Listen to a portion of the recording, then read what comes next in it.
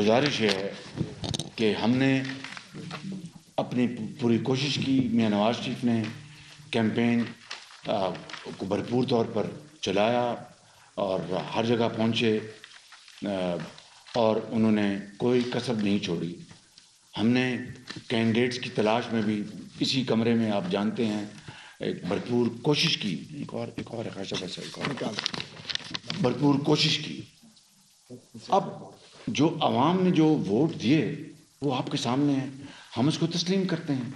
اور اگر یہ آپ سوال پوچھ رہے ہیں کہ 2018 میں بھی کیمپین چلی, 2013 کی بھی کیمپین تھی, اور اس کیمپین کو جب سپریم کورٹ نے ثابت کر دیا کہ 35 پنکچر نہیں لگے, پریزیڈنٹ علوی کی میں نے ٹویٹ پڑھ دی اور ہمیں کس طرح رگیدا گیا, بدنام کیا گیا, اور ہم نے خدمت کر کے دکھائی. 2018 میں تمام تر پروپیگنڈا کے باوجود ہمیں اللہ تعالیٰ کے فضل و کرم سے عوام نے بھرپور ووٹوں سے نوازا.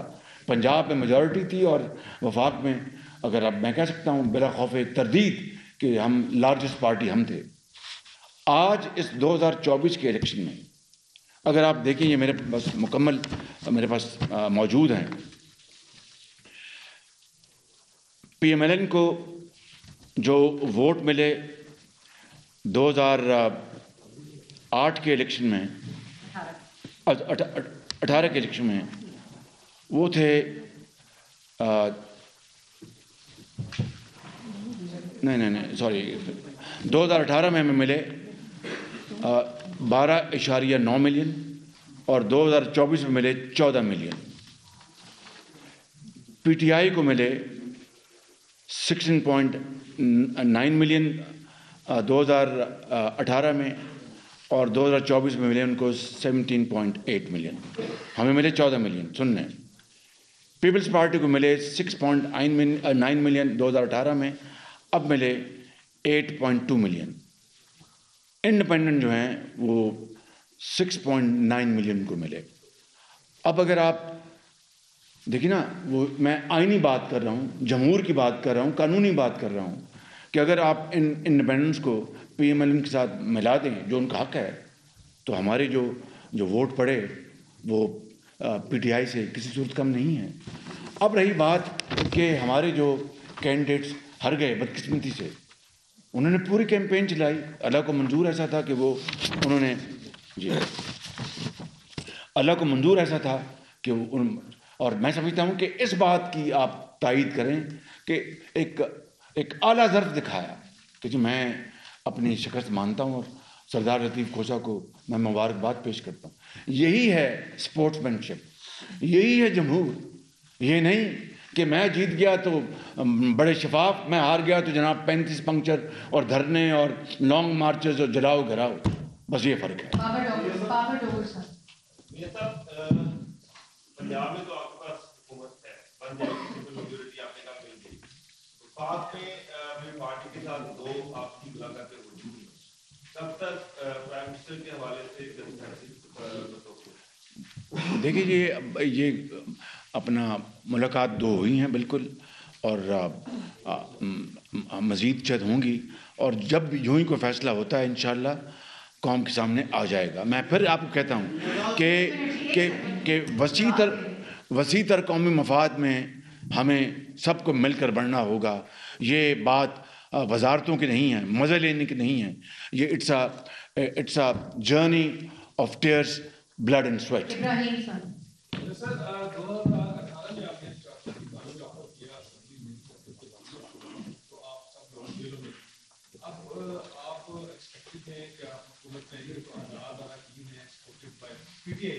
تو ان کو ان میں بھی ایک فیئر ہے, پبلک میں فیئر ہے کہ اب آپ آئے ہیں تو کیا کام کی سیاست تو نہیں ہوگی, کیونکہ اس کا براہ راست ریلیٹ ہے وہ ہوگا ہماری اکانومی سے. تو یہ کلیئر کیجیے گا. دوسرا, مہمان سے ملاقات کیسے؟ دیکھیے 2013 سے 18 تک مجھے بتا دیں کہ پی ٹی آئی کو کسی نے چونٹی بھی کاٹی وفاق میں یا یہاں پر پنجاب میں جہاں پر ہمارا مینڈیٹ تھا. 2018 سے لے کے 2022 تک کیا ہوا وہ میں داستان یہاں پر بیان نہیں کرنا چاہتا کہ میں यहाँ पर सिंपैथी हासिल करूँ, लेकिन हकीकत ये है कि किस तरह हमें चुन चुन कर दीवार से लगाया गया, किस तरह अदल और कानून की धज्जियाँ उड़ाई गई, किस तरह ऑर्डिनेंस जारी किए गए कि जी रिटायर्ड जजेस लगा दें और इनको सजाएं दिलवाएं और ज़ंदानों के पीछे इनको धकेल दें। किस तरह ख़वातीन के साथ क्या कुछ हुआ ये, और हमने इन तमाम चीज़ों को बड़े अपना सब्र से तहम्मुल से बर्दाश्त किया। और ये आपके सामने हक़ाइक़ हैं, मैं कोई आराम कहानी तो सुना नहीं रहा। उन 4 सालों में क्या कुछ नहीं हुआ, जाली मुकदमात बनाए गए। मुझे आप बता दें कि मैंने इन 16 माह में कोई एक मुकदमा बनाया हो, किसी को मैंने खुदा न खास्ता किसी की बेटी के साथ ज़्यादती होने की दूर की बात है, कोई इजाज़त भी दी हो, कोई इशारा भी किया हो। ये नवाज शरीफ की सियासत नहीं है, ये हमारी सियासत नहीं है, और ना ही मैं समझता हूँ कि दूसरी सियासी पार्टियों की सोच है। ये फासिस्ट सोच है, ये तबाहकुन सोच है, ये डिक्टेटरशिप है। इसका खात्मा जमहूर के ज़रिए करना होगा।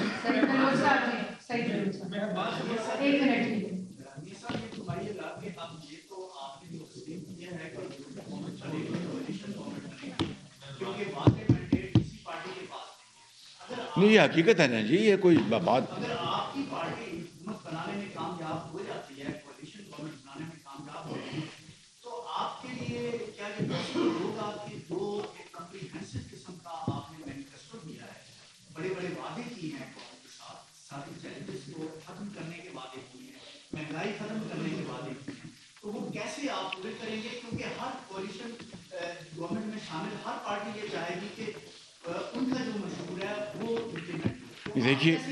देखिए जो मंशूर हमने दिया है, आप जो बात करें वादे, जो वादा किया इंशाअल्लाह वो निभाना पड़ेगा। उसके लिए हम पूरी कोशिश करेंगे, दिन रात मेहनत करेंगे, नताइज अल्लाह के हाथ में।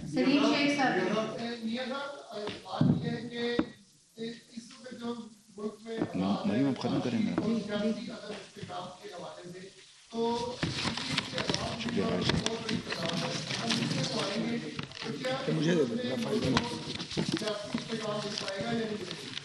सियासी इस्तेहकाम,